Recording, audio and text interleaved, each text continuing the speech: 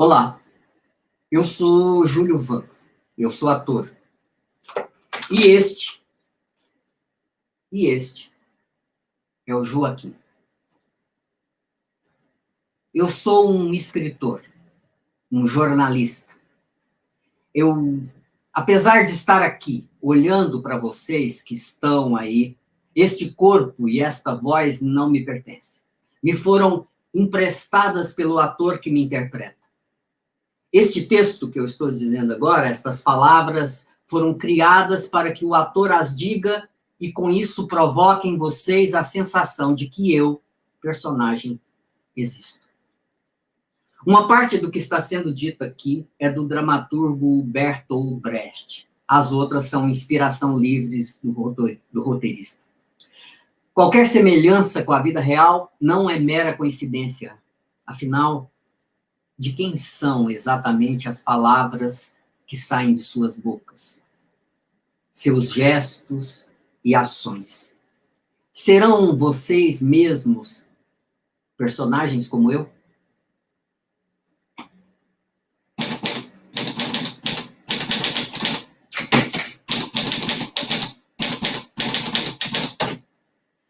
Debato-me sempre com o mesmo dilema: dizer ou não dizer a verdade.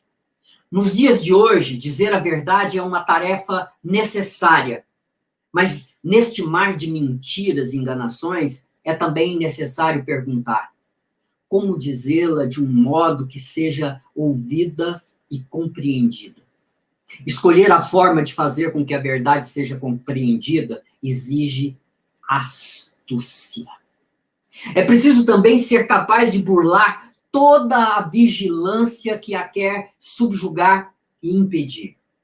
E ainda que esta verdade seja consequente e prática. O que torna imperiosa a necessidade de dizer a verdade são as consequências que isso implica no que diz respeito à conduta prática. Muitas coisas que são ditas e que parecem carregar um significado indiscutível são, na verdade, um engodo, uma inconsequência. É difícil de compreender? Bom, se não, vejamos. O exemplo de uma verdade inconsequente ou da qual se poderão tirar consequências falsas é o conceito largamente difundido, segundo o qual, em certos países, reina um estado de coisas nefasto, resultante de uma onda de barbárie que alagou certos países com a violência de um tsunami. O fascismo. É preciso ressaltar que o tsunami é uma catástrofe natural. O fascismo não. O fascismo, muito menos, é uma terceira força que se sobrepõe ao capitalismo e ao socialismo e que os domina, como alguns querem fazer acreditar. Absolutamente não. É preciso ter astúcia para perceber o engano, que é pensar que o fascismo supera tanto o socialismo quanto o próprio capitalismo e que nos salva de ambos. O discurso da salvação é muito presente nas ideias fascistas. Se tem uma coisa que os fascistas não estão preocupados é em salvar vidas. Bancos, sim. Vidas, não. Olha, tenhamos clareza.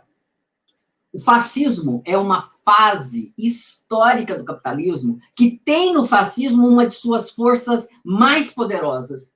E não é possível combater o fascismo senão enquanto capitalismo. Senão enquanto a forma mais nua, crua, cínica, opressora e mentirosa do capitalismo. Eu sou contra o fascismo, mas nós não podemos esquecer que as empresas produzem a riqueza do nosso país, dão milhares de empregos e sustentam milhares de famílias.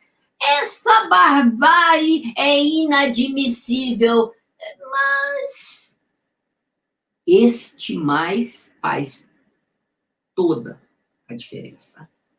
Então, deste modo, falar sobre as atrocidades do fascismo, se abstendo, no entanto, de falar sobre o capitalismo que engendra o fascismo, é uma verdade que convenientemente mostra o rabo ocultando o corpo e a cabeça. Mas nós defendemos a democracia. A democracia. Como fazer deste momento algo menos panfletário, né? Já que isso pode tornar tudo muito enfadonho e pouco estético, né? Pois é. Precisamos, pois, encontrar uma forma de dizer a verdade e, ao mesmo tempo, divertir o público. Algumas vezes é preciso ser claro e taxativo, sem delongas. O fascismo é uma tomada de posição consciente, com um objetivo muito claro. Não é uma consequência da barbárie, é uma causa evitável. Isso eu garanto.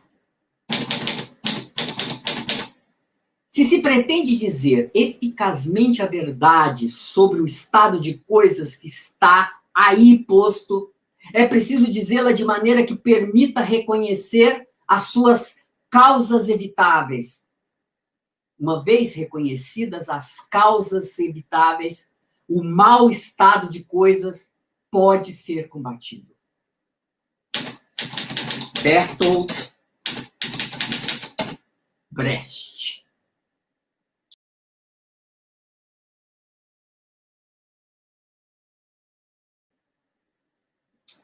Olá, boa noite. Estamos iniciando nossa live, hashtag Cultura na UFG. Esse programa é uma realização da Pró-Reitoria de Extensão e Cultura, Centro Cultural UFG, com o apoio da TV UFG, Rádio Universitária, SECOM e Reitoria Digital. É uma produção da Calasvaca Produções Artísticas.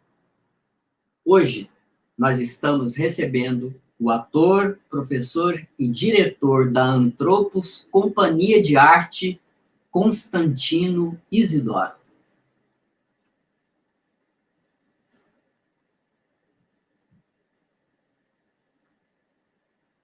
La vie sera belle, il qu'on devrait pas là, et tous les soirs pour elle, il jouera la cravate.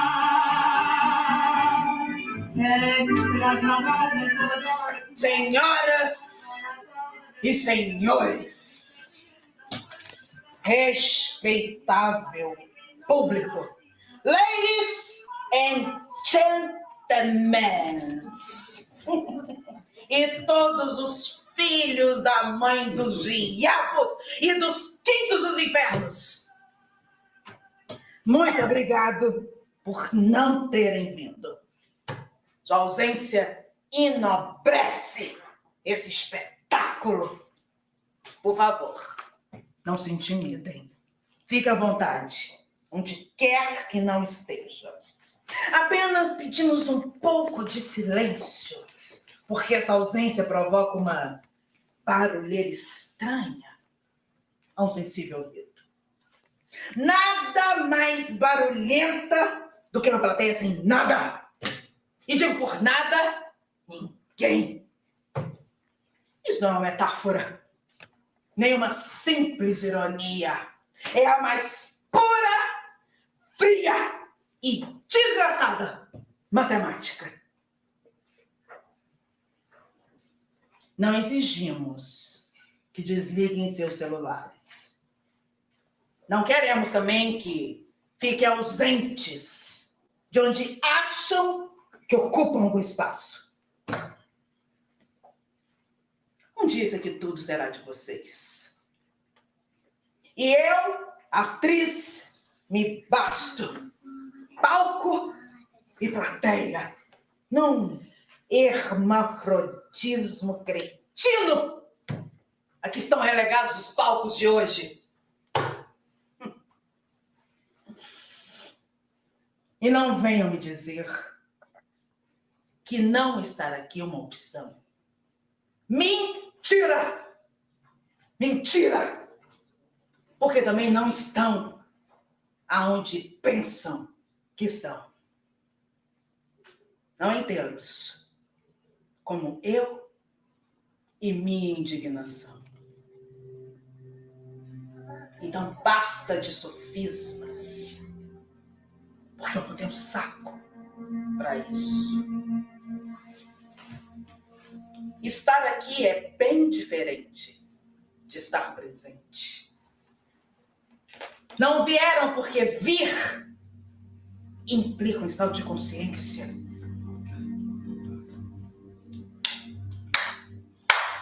De pé! Por causa de vocês, o aplauso de pé perdeu sentido. Porque aplaudiram de pé até o verdugo que molasse a mãe. Aplaudir de pé já não é mais uma expressão da alma. É sim um alívio para as bundas. Permaneçam em seus botecos. Não precisam se levantar. Porque eu estou só passando.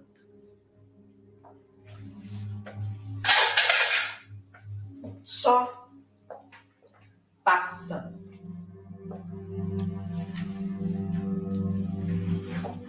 E não venham me dizer que a cena estremunha e que o teatro morreu. Porque nada aqui morreu. Apenas um brotou no chão desse dia.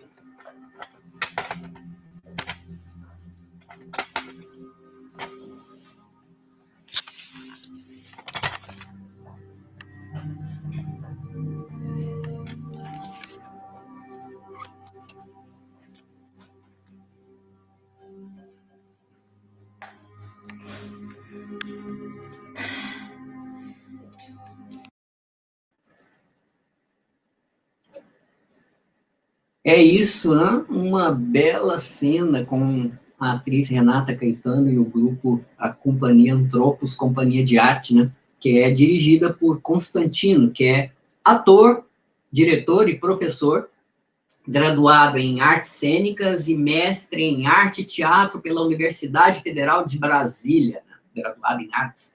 É professor de teatro no Instituto Federal de Goiás, tem experiência na área de artes, com ênfase em direção teatral, atuando nos seguintes temas: interpretação, dramaturgia e pedagogia teatral.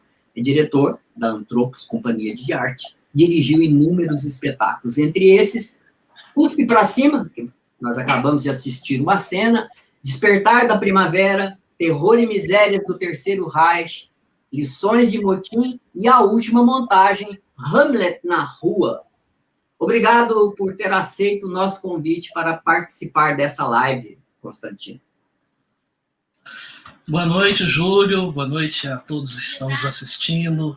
Quero agradecer o convite por partilhar esse momento aqui com você, que esse é um projeto espetacular. Quero também cumprimentar aqui o UFG, na pessoa da professora Flávia Cruvinel, que coordena esse projeto maravilhoso, e é uma grande satisfação estar aqui com você, meu amigo, para conversarmos um pouco sobre teatro, algo que corre em nossas veias, né, e que sem o qual eu não teria como dar sentido à minha própria existência.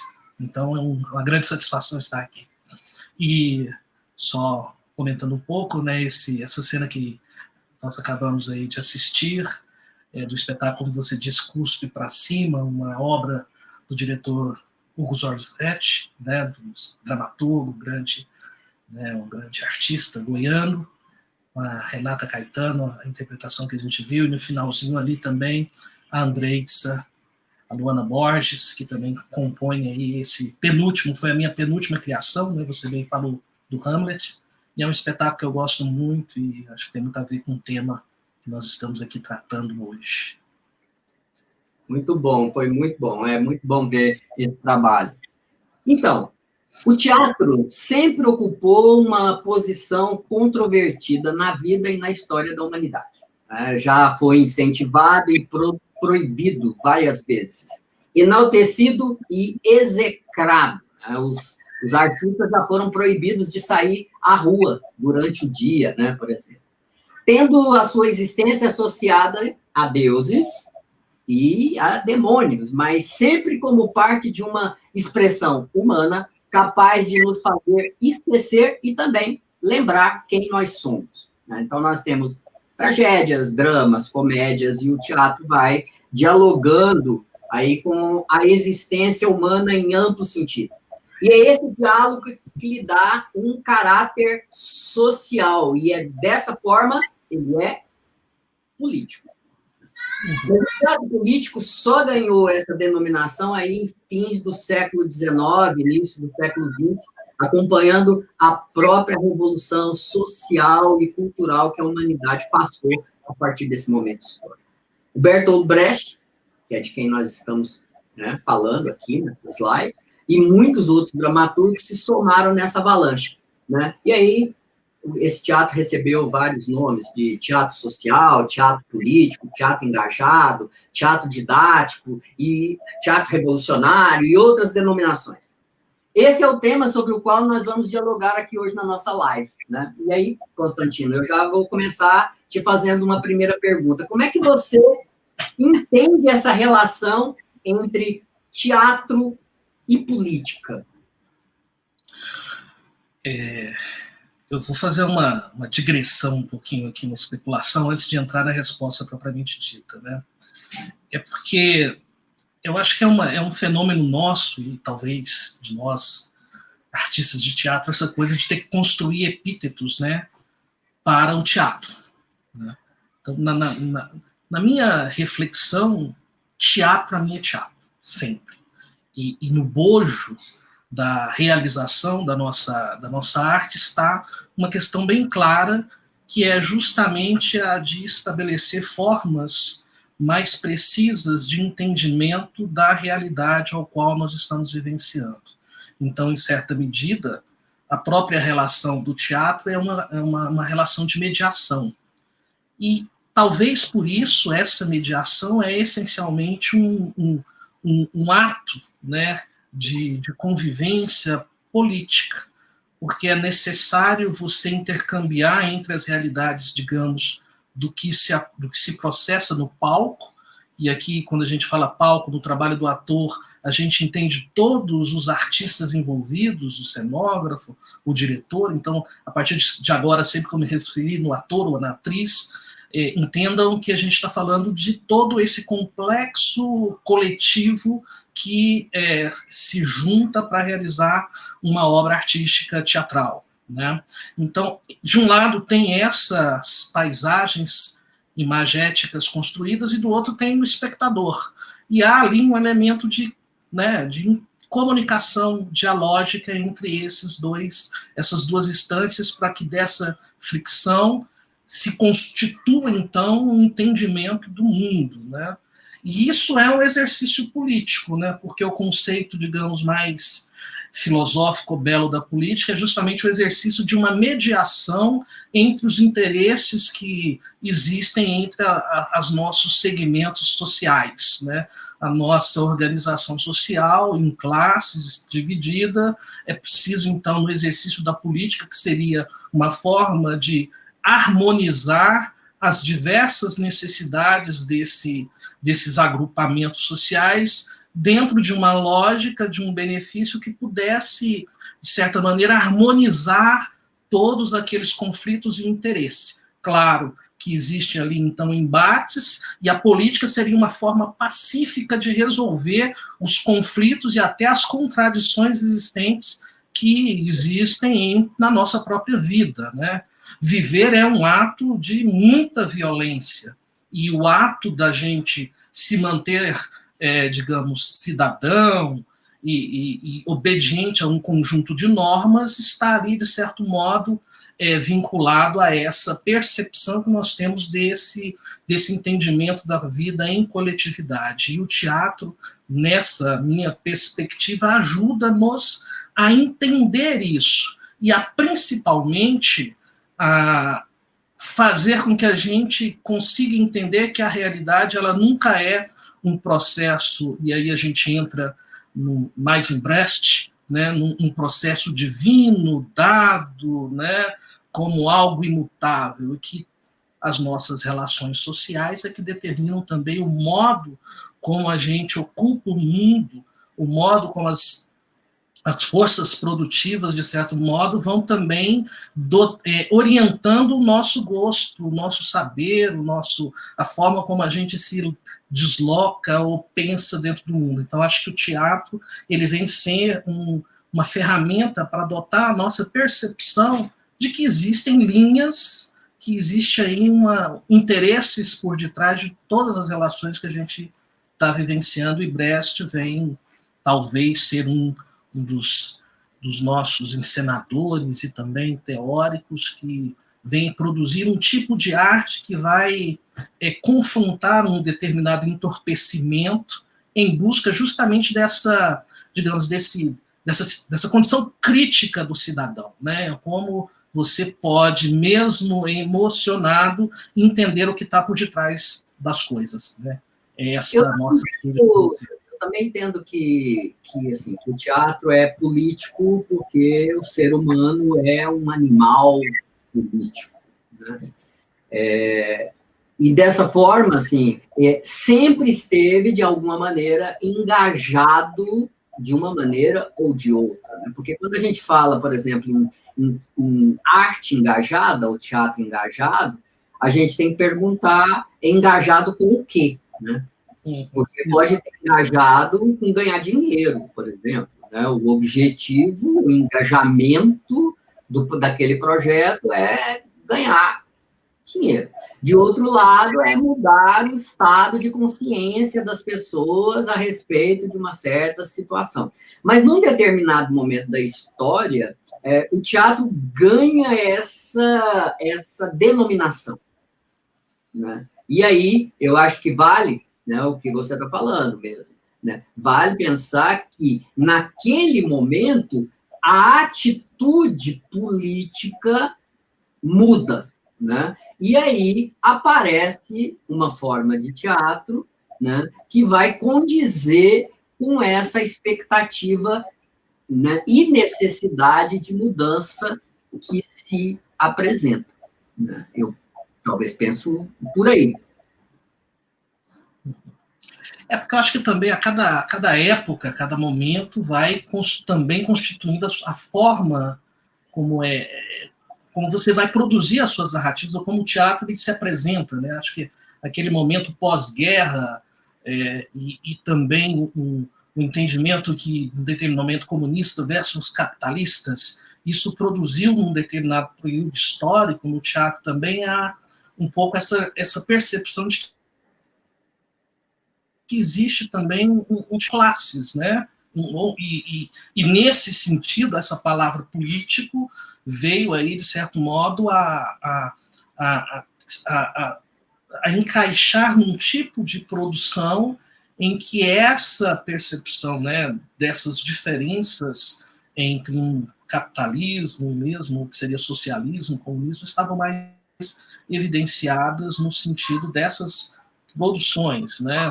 De uma produção que, de certo modo, servisse para uma certa emancipação de consciência, né? E é engraçado porque, de certo modo, o capitalismo soube, talvez, usar justamente dessa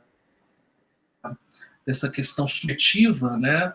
De conseguir se estabelecer justamente a partir da captação do desejo e do imaginário dos habitantes do planeta, né? Quer dizer, hoje os meios, veículos de comunicação, as grandes empresas, já na época, também descobriram que para vender mais é muito melhor se você consegue criar essa aura de uma determinada a autenticidade subjetiva, e isso se faz muito fortemente através de mecanismos que a arte vai permitir, e aí o capital vai se utilizar disso para ganhar o dinheiro a todo e qualquer custo, né? O teatro político também vem como uma espécie de adjetivo para aquele tipo de teatro que não quer, de repente, ganhar somente o dinheiro a qualquer custo, né? E aí entram as formas. Né? Aí entrariam as formas e locais, né, de fazer. Né? Você, por exemplo, você está fazendo teatro na rua e tudo mais, né? Mas teve um determinado momento, né, em 1993, que você montou, né, um espetáculo do Brecht, né? Terror e Misérias do Terceiro Reich. Hoje as pessoas estão falando assim que Brecht está muito, né, tá dando muito tom da época que nós estamos vivendo, né, não só no Brasil, mas no mundo inteiro, assim, né? Não da mesma forma, né, que aconteceu lá entre as guerras ali, né, principalmente na Segunda Guerra Mundial, mas de uma forma um pouco diferente, assim. Né? E aí, quando você montou o Brecht, né, vamos um exemplo mais da prática sua aí. O que isso provocou na sua maneira de pensar a arte, de pensar o teatro? Olha, ela repercutiu e repercute até hoje no meu modo de entender, né? Porque esse encontro com Brecht se localizou no momento que eu também estava ali na Escola Técnica Federal, na época, e ao mesmo tempo que comecei a fazer a militância artística, eu também estava numa militância, digamos, do movimento estudantil. Então, naquele momento, se formou em mim uma ideologia, né, uma consciência, uma compreensão da classe que pertenço, por ser negro, vir de uma família pobre. Então, quer dizer, eu sabia a classe que pertenço, né? E o encontro com Brecht, naquele momento, foi importante, principalmente porque esse espetáculo, essa obra que Brecht construiu, ele não vem falar ele vem mostrar como que o nazismo se constituiu, mas não por imposição da força, mas principalmente pela modo como cada um, no seu ato cotidiano, em determinado momento, cometia uma ação que essa ação acabava por repercutir numa adesão ao pensamento nazista. Então, é como isso ecoou em mim, porque é aquela consciência. Eu sou um artista e aquilo que eu faço, a obra que eu produzo, ela tem uma implicação, há uma tomada de consciência, eu não posso fazer nada impune, não há um neutralismo científico, como se eu posso fazer algo e ela não vai ter um uso ruim ou mal, né? Então, nessa perspectiva, a cena em que, a partir daí, me instiga muito até hoje, era justamente de produção de um imaginário de cena que não dependesse muito dos mecanismos de ilusão, né? Ou como o Brecht defende, quer dizer, eu preciso mostrar para o espectador toda a realidade que tem ali, que eles têm que saber que ele está no teatro, que aquilo ali não é uma imitação da vida pura e simplesmente, aquilo ali é ficção, e eu estou aqui na realidade.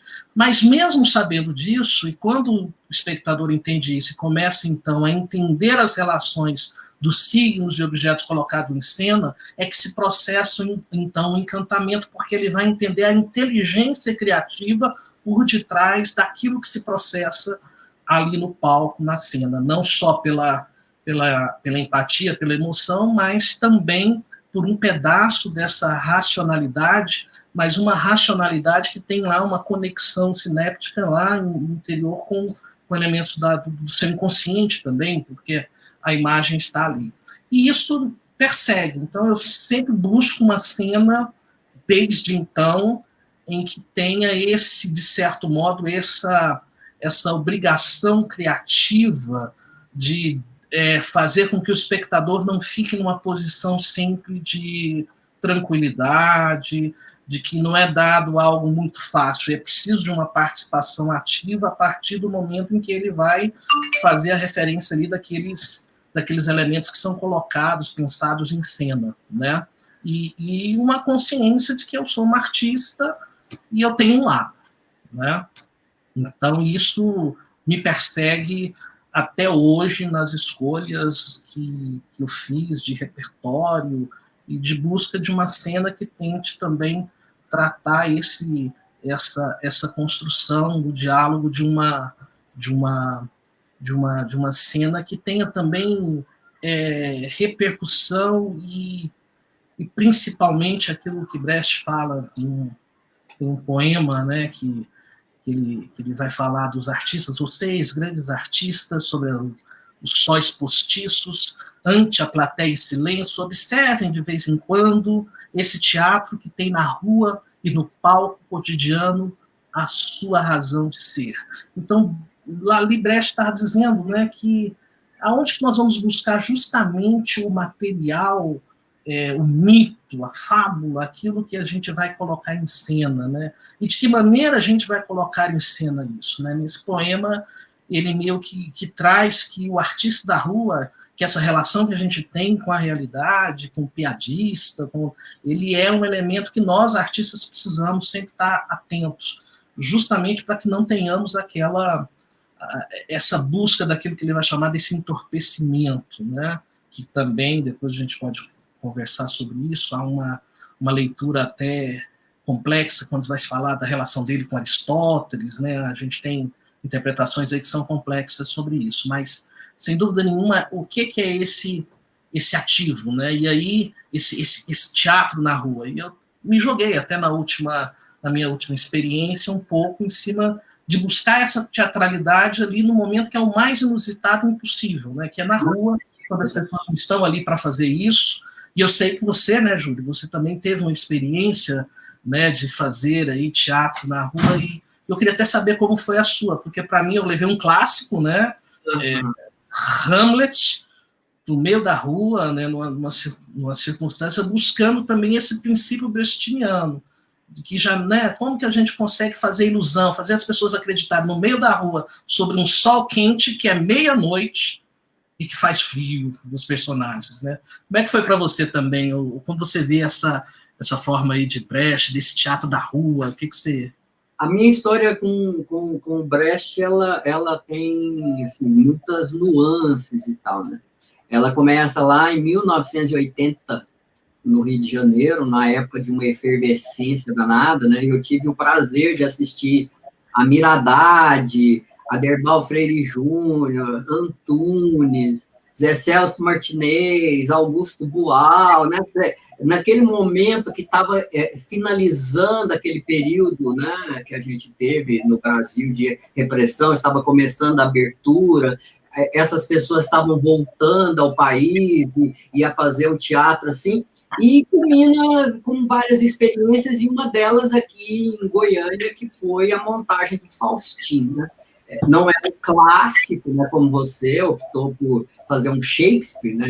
Eu gosto muito de alguns exercícios do Brecht sobre o Shakespeare, dos personagens do Shakespeare, né? A gente assistiu seu espetáculo lá na rua, né? O Faustinho já veio sob uma forma de cordel, bem popular, que já é bem brechtiano mesmo, né? Era uma escrita nordestina feita por uma escritora mineira que eu adaptei para a realidade goiana, né? Então, foi uma experiência muito, muito interessante. Mas eu queria te convidar, Constantino, para a gente fazer um pequeno exercício aqui, né? Uma brincadeira, um improviso, um pequeno texto, né, que é um diálogo entre dois personagens de uma peça do Brecht. Já que você dirigiu Terror e Miséria, do Terceiro Reich, e eu adaptei um trecho, né, dessa peça nos meus tempos de faculdade, de artes cênicas lá na Unirio, eu queria te convidar para fazer uma leitura rápida, uma leitura dramática de uma dessas partes, que é a cena 9,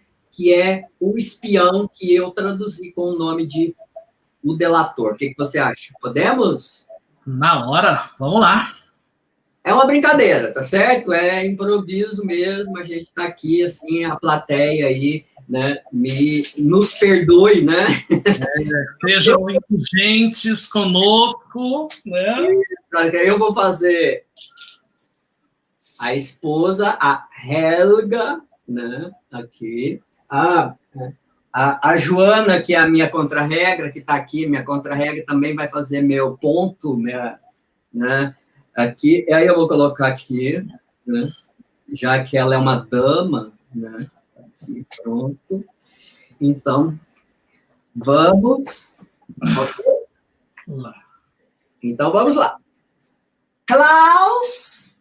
Klaus, vem aqui, eu quero falar com você. Ele saiu, querida. Ele me pediu dinheiro e saiu. Mas eu não entendo como é que ele deveria sair. Por que não deveria ter saído? Não, está chovendo a cântaros. Onde será que ele pode ter ido? Klaus! E você fica assim tão nervosa só porque o menino saiu um pouquinho? Você vai entender sobre o que é que nós estávamos falando, hein? O que isso tem a ver? É que nos últimos tempos você não tem se controlado e dito coisas. Coisas? Eu não acho que tenha me descontrolado. O que isso tem a ver com o fato do menino ter saído? Você sabe que eles escutam. E daí? E daí? E daí? E se ele for contar? Sabe o que eles ensinam aos garotos lá na juventude hitlerista? Eles estimulam abertamente contar tudo o que se ouve em casa e nas salas de aula. Não deixa de ser estranho ele ter saído assim, de mansinho, sem ninguém ver, você não acha? Bobagem. Ele deve ter saído para comprar chocolates ou qualquer outra coisa. Eu gostaria de saber o que ele ouviu. Mas você está paranoica. E além do mais, ele sabe o que acontece com as pessoas que são denunciadas.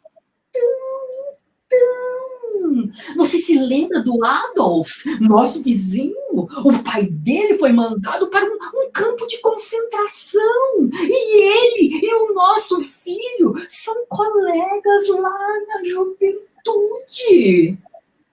Mas isso é loucura. Ele não costuma sair assim, sem dizer nada. O que é que ele poderia ter escutado? Isso que eu estou preocupada. Você vive dizendo coisas sobre o palácio. Você sabe que o garoto é muito nacionalista. O que foi que eu disse sobre o palácio? Você não se lembra? Não se lembra. Você disse que as coisas por lá também não são muito limpas. Mas isso não pode ser considerado um ataque. Não são muito limpas. Não totalmente limpas. É apenas uma ideia atenuada. Em tom de brincadeira. Em linguagem popular, no sentido que, lá no palácio, dadas as circunstâncias, nem tudo funciona da forma que se desejaria.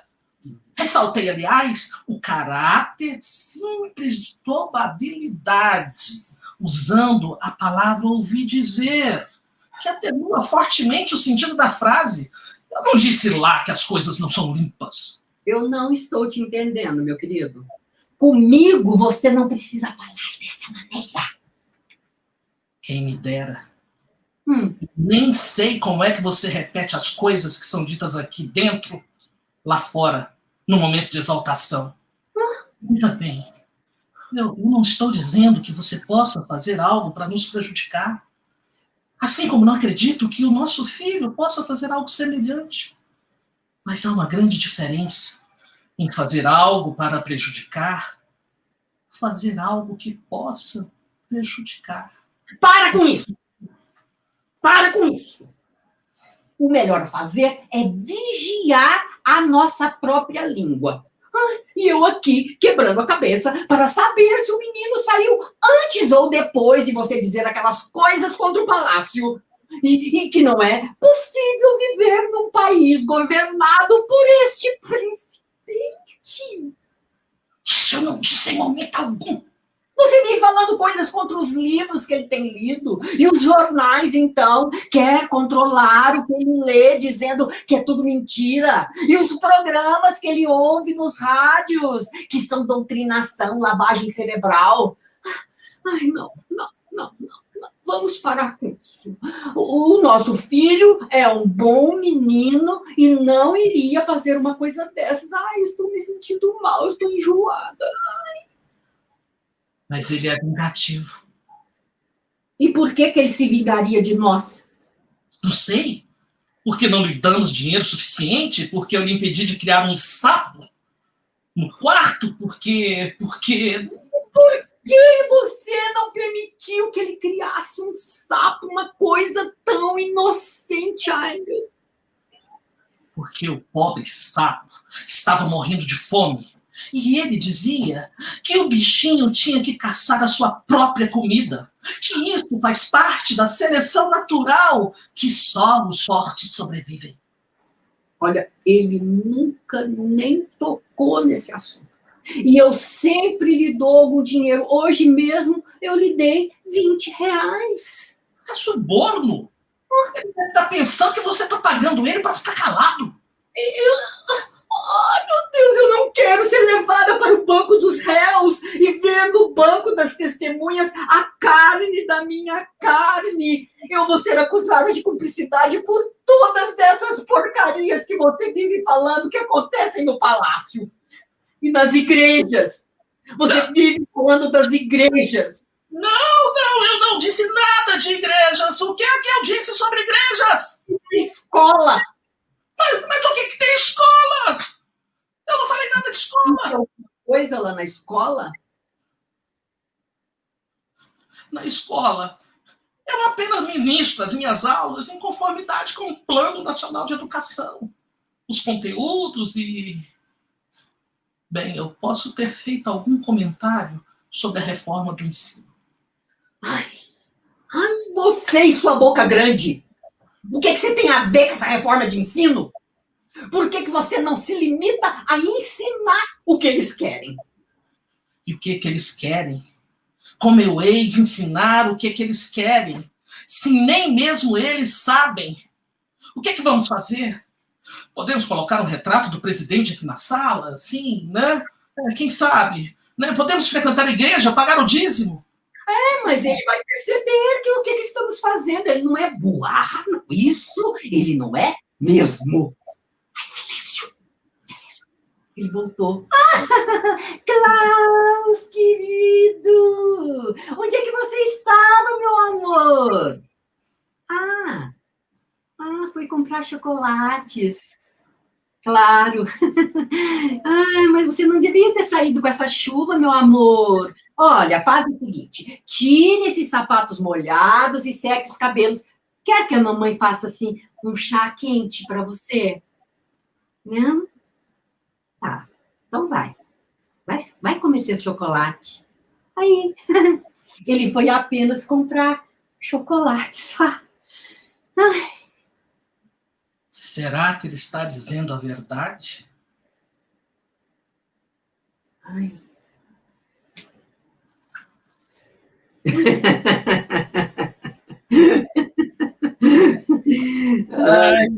É bom, né?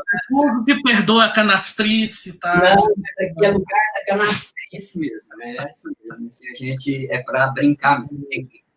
Tem uma coisa que eu acho que me chama sempre a atenção, assim, né? Que é essa coisa de que Brecht tem humor, tem uma comicidade que eu acho muito interessante, né? E as pessoas relutam com isso e tal, né? E tem esse cômico, né? Esse cômico dentro da tragédia, que nós, brasileiros, deveríamos entender perfeitamente, já que a gente vive fazendo piadinha da própria... Né?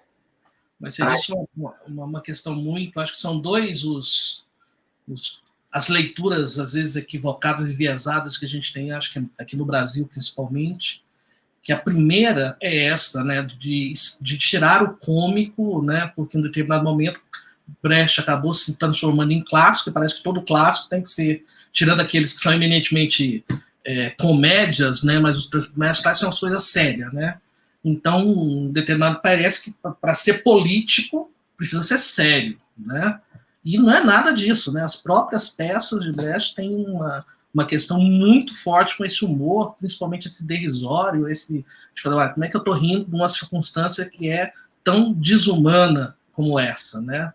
E o segundo é a relação, isso na interpretação, né? Como se ele fizesse um contraponto muito forte a Stanislavski, né? Então, não pode ter emoção nenhuma em nenhum momento, em nenhum processo, o ator tem que estar sempre numa determinada consciência ali naquela interpretação. Então, acho que isso gera muitas leituras aí equivocadas, né, dele, até porque, de fato, e eu falo que na montagem que a gente fez lá em Muitos Novos, né, em 92, 93, a gente passou um pouco por esse drama, né, de não nos permitirmos, né, de achar, não pode ter Stanislavski, mas apesar de toda a base que a gente tinha, era Stanislavski, para depois você poder distanciar, né?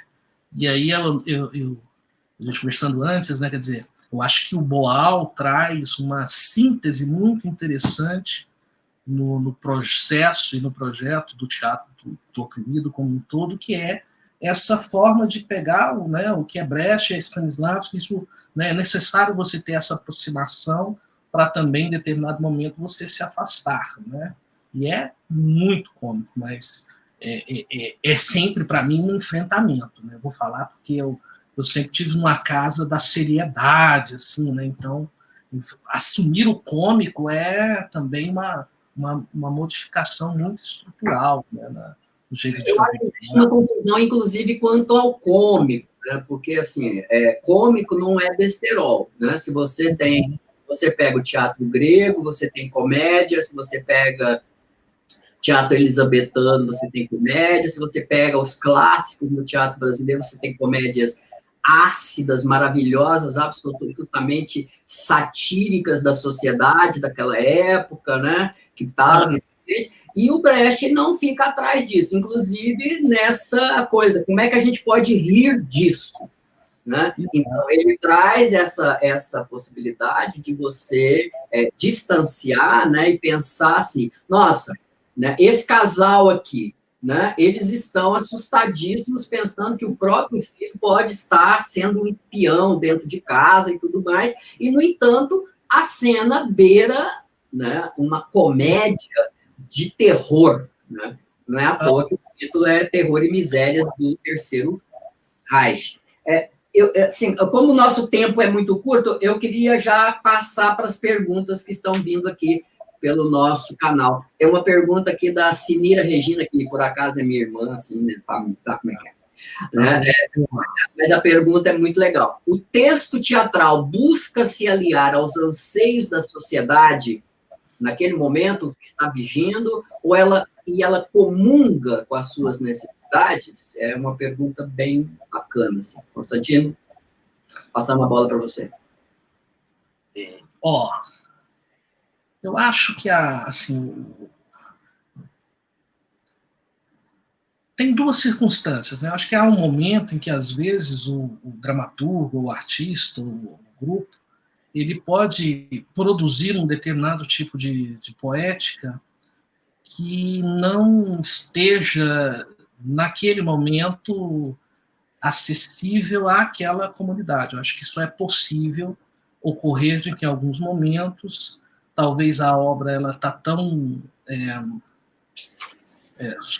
superestruturada que aquilo não vai ser bem reconhecido naquele momento histórico, né? Vai precisar de um determinado tempo para que até a comunidade possa, né, intercambiar, entender aquilo que está sendo processado. Mas na grande, né, acho que na grande maior parte do tempo, esse texto produzido, esse espetáculo, ele é uma forma, assim, de captar, né, aquilo que o artista, de certo modo, vê daquele momento histórico que ele vivencia.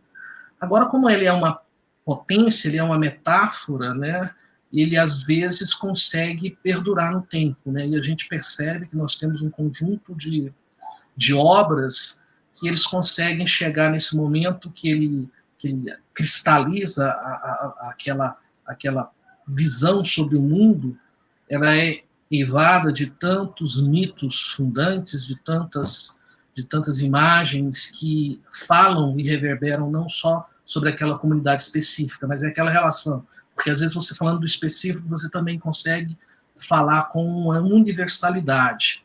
E isso consegue, né, ultrapassar aquele momento, né? Mas tem uma circunstância que talvez hoje a gente está vivenciando, e que tem a ver com a pergunta que o Júlio falou, que é como o público ou como a sociedade ela está um pouco intolerante com algumas questões, né? Então, também a gente tem que entender que há esses movimentos em que o público não quer ouvir aquilo que está sendo dito, né? Porque, às vezes, as verdades ali escancaradas são muito fortes no sentido de que eu quero ainda continuar na minha zona de conforto, então eu não quero que isso aqui tenha vazão, que isso se amplie na nossa comunidade, né? Mas, essencialmente, a obra, o texto, tem que buscar essa possibilidade de interação e interlocução com aquele momento, com aquele público, né, com o qual ele está. Mesmo porque, né, Constantino, assim, não tem jeito de fugir da realidade, né? Quando você faz alguma coisa que é fuga, né, você está fugindo da realidade. Então, você pode estar negando a realidade, você pode estar reproduzindo a realidade, você pode estar questionando a realidade, né? Você pode estar satirizando a realidade, mas a nossa referência, ela é essa realidade, mesmo que seja discutido aí por um monte de gente do que...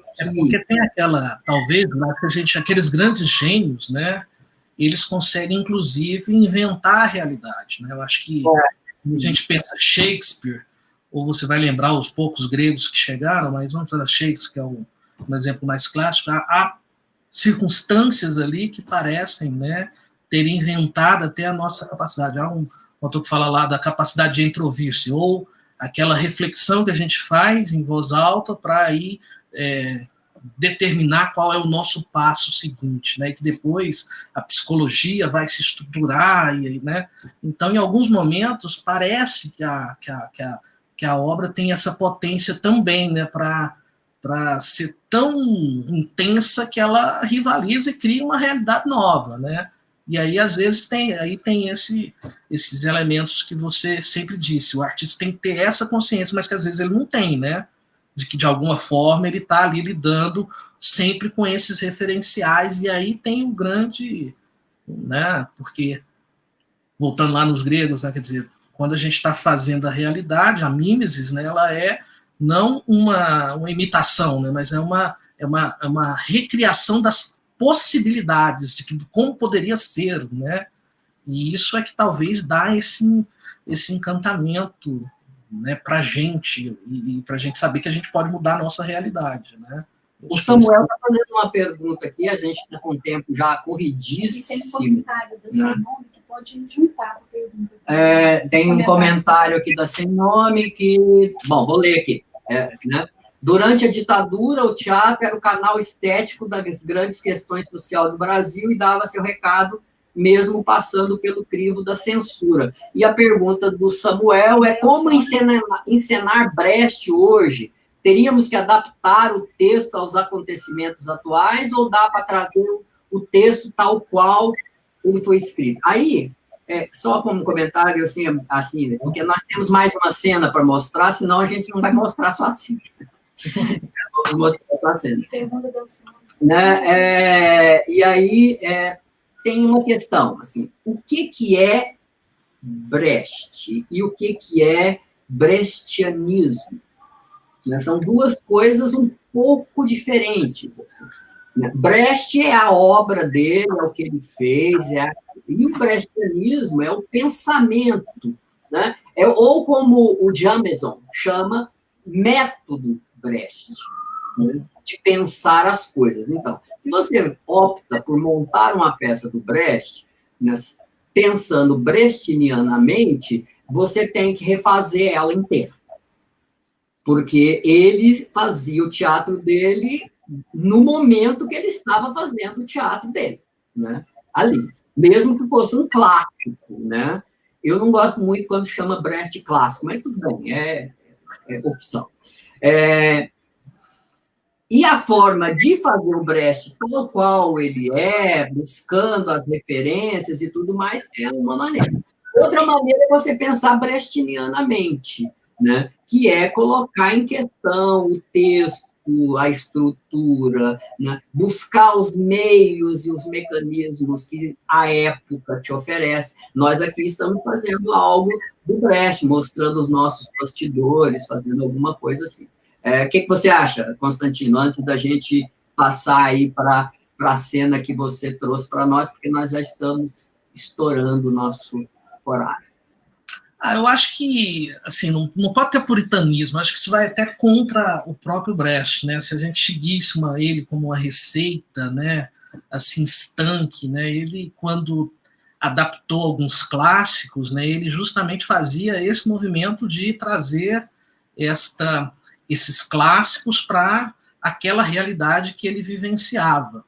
Então, eu penso muito mais nesse brechtianismo, né? E que hoje, se nós formos olhar a cena contemporânea, ela é eivada, ela é entremeada de muitos elementos que são, ou que seriam originários do teatro dialético, do modo de fazer lá de trás, né? Onde se trabalha de forma mais forte essa questão da construção do signo e do acompanhamento que esse espectador tem no momento de produção dessa poética cênica que está ali sendo feita. Então, eu acho que nós temos que a nossa cena moderna, contemporânea, ela bebe muito, né? E não é mais importante, eu acho que o que ele traz, e esses elementos são importantes, de trazer essa consciência, esse modo de trabalhar uma inteligência nesse processo de criação da cena, dessa conexão com o espectador, e sempre, se for brechtiano, entremeada pelo humor e pela música, né? E aí, só vendo a pergunta que o Samuel falou, eu acho que pode, né? O Júlio deu um exemplo nesse improviso que ele fez da adaptação, né? Mas, por exemplo, o texto Terror e Miséria, ele com alguma adaptação, tem muita atualidade, né? Eu acho que ele cabe nesse momento em que a gente está tendo de perseguição, de dossiês que estão sendo feitos sobre funcionários públicos antifascistas, e tem um governo que faz dossiê, e agora, nós que somos educadores e que vamos começar no sistema de remoto, vai ficar muito mais fácil ainda, né? Porque vai estar ali tudo gravado. Então, nós estamos num momento, sim, em que há não é só no Brasil, mas há um movimento conservador de direita, fascista, que ele está colocando as garras de fora, né? As pessoas estão falando coisas que antigamente não tinham coragem de falar e que não deveriam falar em público dentro de uma democracia. Então, é necessário, sim, que talvez a gente traga alguns elementos de Brecht, porque a gente precisa enfrentar este movimento que está aí, porque não podemos ficar calados, né? Então, eu penso que hoje é premente, se não textos do Brecht, mas trazer um pouco da visão de Brecht para os espetáculos que a gente produz, no sentido desse enfrentamento à barbárie e à burrice, vamos dizer assim, né? E nosso papel é esse hoje, né? Eu acho que é muito possível trazer com humor, e trazer com diversão, porque Brecht sempre também pregava diversão, né? E é preciso ter astúcia, né? Porque nós temos na nossa história, né, momentos que nós tivemos de grande repressão, de grande opressão, que muitos artistas, utilizando dessa astúcia, né, conseguiram burlar essa censura e fazer trabalhos maravilhosos, teatro, cinema, música, né? Muita coisa foi feita. Talvez a gente tenha que repensar algumas práticas, né? Nossa live está chegando ao final, infelizmente, Constantino. Foi um prazer. Eu queria só contar um pedaço, só uma coisa que eu acho que tem muito a ver com a astúcia. Diga. Brecht, num determinado momento da vida dele, quando ele precisava ir passar na universidade, aí ele tinha que fazer uma prova de língua, era latim, né? E ele saiu mal nessa prova, ele e um amigo, né? E aí ele, como é que eu vou fazer? Né? Eu preciso passar, né? E um amigo foi lá, rasurou o negócio, tal, para poder passar e não deu certo. Brecht foi mais astuto. Ele pegou duas questões, uma que estava certa ele colocou errado, e a que estava errado ele colocou certo, e chegou no professor, ah, essa aqui está certo. Aí o professor ficou meio nervoso, porque viu que tinha colocado errado numa seta, e deu aquilo que ele precisava. E depois ele arremata, porque na realidade, na luta contra o capital e na luta contra aqueles que te oprimem, você não pode ser ingênuo, né? A astúcia está justamente saber como, né, você também tem que usar as ferramentas que esse próprio sistema tem para usar contra ele, né? E é por isso aí que tem grandes obras que mesmo quando são contratados pelo mecenas, ele faz aquilo que é como se fosse um vírus, um cavalo de Troia, né, que o artista não consegue, mesmo como sob encomenda, alguns superar a encomenda, né? Então, Constantino, assim, muito bom, né, ter você aqui conosco. Nós temos certeza que, né, que a gente poderia ficar aqui mais uma hora falando, né? Infelizmente, a gente, quer dizer, na verdade, a gente colocou num formato para poder ser agradável de assistir, das pessoas poderem assistir. Nós esperamos ter você aí conosco em outras ocasiões. Agradecer então, Júlio, né? Já, né? Agora agradeço, né? Isso. Agradecer, Júlio, foi rápido, foi bom, bate-papo boa que a gente conversa, continua depois. Agradecer, Júlio, você por ter me convidado, a Flávia Covinel, que coordena a UFG, e a todos os colegas que nos assistiram aí. Grande abraço para vocês. Sigamos aí na luta. Então, nós vamos ver agora uma cena de Despertar da Primavera, outro espetáculo dirigido pelo Constantino. Fique aí que a gente volta em alguns minutos.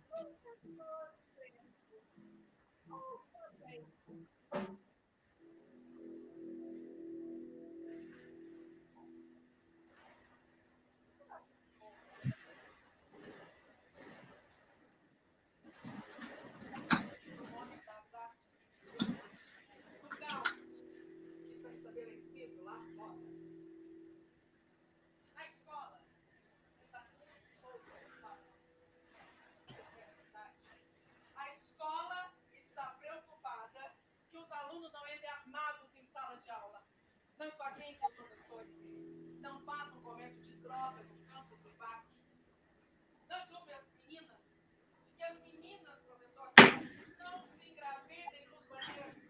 Que os professores católicos não tragam textos que falam de Nossa Senhora para trazerem aos pais evangélicos aos gritos nas reuniões de pais.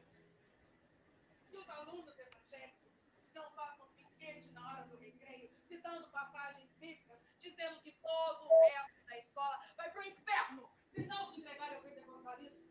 Que os professores espíritas não digam que são espíritas para não entrarem numa lista de proscritos assinada por padres e pastores dos 4 cantos da cidade.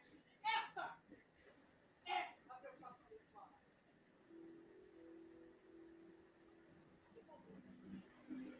Que cultura poderia intervir nesse momento, professor? Eu vou lhe dizer uma coisa que eu nunca disse. O teatro nunca foi uma opção pedagógica. O teatro é uma válvula opcional para os alunos que não gostam ou não querem fazer educação física. Opção pelo teatro resolve o problema sem esbarrar nas leis de diretrizes e bases. Me entendeu? Era essa a novidade que tinha para me dizer? Já estou cansado de saber, coordenadora. Pela boca da instituição, professor. Não.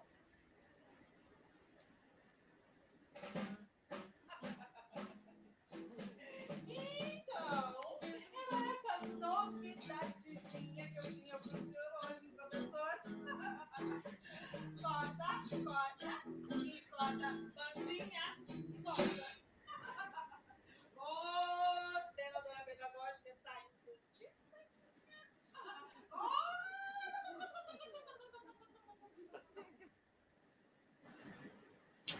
É isso, então, né? Eu queria agradecer, então, aqui o Constantino Isidoro, a Antropos Companhia de Arte, né, por ter participado aqui conosco. Nós chegamos ao final. Queremos agradecer também a Flávia Cruvinel, ao João Vitor e ao Fernando Barros, aqui do Centro Cultural da UFG, por esse espaço. Mas na semana que vem tem mais. Na próxima semana, nós vamos conversar com o ator, diretor e professor goiano Caco Rodrigues. O tema será dramaturgia, direção e encenação. Vamos falar um pouco mais aí sobre o trabalho do Brecht, a montagem de textos. Quem estava aí fazendo perguntas, vem aí de novo para a gente continuar esse bate-papo. O nosso experimento teatral na próxima semana, para se dizer a verdade, é preciso malícia. Obrigado, né, todos aí que participaram do nosso live de hoje, e até lá.